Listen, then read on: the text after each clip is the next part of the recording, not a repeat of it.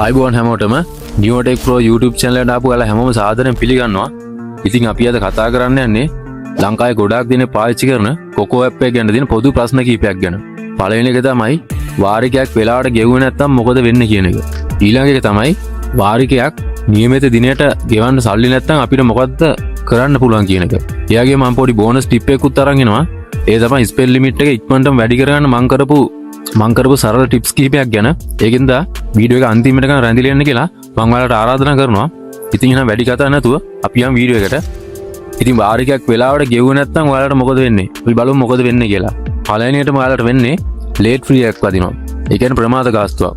මේක ගොඩක් දුරට රුපියල් 500කට වඩා වැඩි මුදලක් වෙන්න පුළුවන්. ඒ කියන්නේ ඔයාලට ගෙවන්න තියෙන පේමන්ට් එක රුපියල් 2000යි නම් දවසක් හරි පරක්කු වුණ ගමන් ඔයාලට රුපියල් 2500ක් හෝ ඊට වැඩි මුදලක් ගෙවන්න වෙනවා. ඒ මුදල ඔයා ගෙවලා ඉවරනකන් ආයි කොකෝ ඇප් එකෙන් ඔයාලට කිසිම අයිටම් එකක් බයි කරන්න බෑ. ඒ කියන්නේ ඔයාගේ account එක ඔයාලා පේමන්ට් එක කරනකන් తాවකාලිකව බෑන් වෙනවා. ඒ විතරක් නෙමෙයි වෙන්න පුළුවන් නරකම දෙයක් මේක නෙවෙයි. ඔයා අමාරුවෙන් හදාගත්තු ස්පෙල් ලිමිට් එක තියෙන්නේ. සමහරවිට ඔයා ලක්ෂ ගානක ලක්ෂ 2 3 ස්පෙල් ලිමිට් හදාගෙන නැති. අන්නේ ස්පෙල් ලිමිට් එක සෑහෙන ප්‍රමාණයකින් අඩු වෙන්න පුළුවන්. ගොඩක් දුරට මේක 150කින් වගේ අඩු වෙනවා. සමහර කට්ටියගේ මේ එක දවසක් පරක්කු වුණා කියලා මේක බිඳුවටම අඩු වෙලා තියෙනවා. ඒ වගේම තමයි ඔයා දිගින් දිගටම මේ ගේම පැහැර හරියොත් එහෙම ඔයාගේ නම ක්‍රිබ් එකට පාවා වැටෙන්න පුළුවන්. ඒක නිසා ඒ වගේ ප්‍රශ්න දාගන්න නැතුව අපි මේ ඇප් එක හරි විදිහට පාවිච්චි කරමු. රයිට්. ඊළඟ දේ තමයි දැන් ඔයා හිතන්න ඔයාට පේමන්ට් එකක් තියෙන දවසට ඔයාගේ සැලරි එක වැටලා නැත්නම් දැන් උදාහරණයක් විදිහට ඔයාට සැලරි එක වැටෙන්නේ 10 වෙනිදා නම් ඔයාට පේමන්ට් එකක් තියෙනවා 7 වෙනිදා. එදාට ඔයා account එකේ සල්ලි නැත්නම් ඔයාට මොකද්ද කරන්න පුළුවන් කියන එක. මේකට මේ ඇප් එකේම තියෙනවා රීෂෙඩියුල් කියලා ඔප්ෂන් එකක්.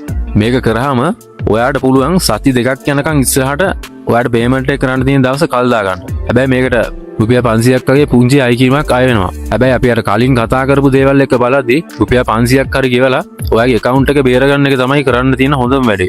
අපි දැන් බලමු මේ රීෂෙඩියුල් එකක් කරගන්නේ කොහොමද කියලා. ඔයාගේ ඇප් එකේ ඕඩර්ස් වලට ගිහින් අදාළ වාරිකය තෝරලා ඒකට යටින් තියෙනවා රීෂෙඩියුල් කියලා බටන් එකක්. ඒක ක්ලික් කරන්න.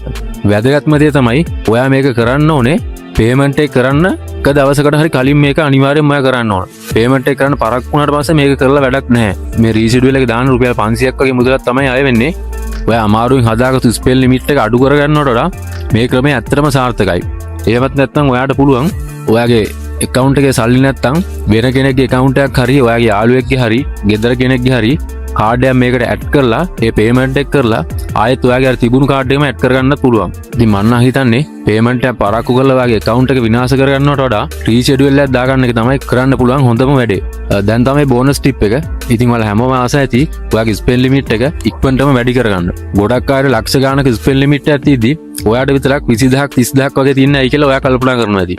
ඔයාට මේකට කරන්න තියෙන්නේ ලොකු අයිටම් මිලදී ගන්න නැතුව මුලින්ම ඔය දරාසල වගේ තියෙන රුපියල් 1000ට 1500 වගේ තියෙන අයිටම් අරගෙන ඒවා නියමිත දිනයට කලින් ගෙවලා ඉවර කරන්න. ඒතර කොකෝ ඇප් එකට ට්‍රස්ට් එකක් ඇති වෙනවා. ඔයා ගන්න අයිටම් වෙලාවට ගෙවනවා. ඔයාගේ ස්පෙල් ලිමිට් එක ඉක්මනටම වැඩි කරලා දෙනවා.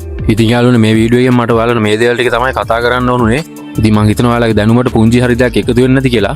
ඔයත් මේ වගේ තාක්ෂණික දැනුම ගැන හොයන කෙනෙක් නම් නියෝටෙක් ප්‍රෝ YouTube channel එක subscribe කරලා දැම්ම එකතු වෙන්න. තවත් මේ වගේ වටිනා වීඩියෝ එකකින් ඉක්මනට හමු වෙමු. ඔයාලා හැමෝටම ජය වේවා.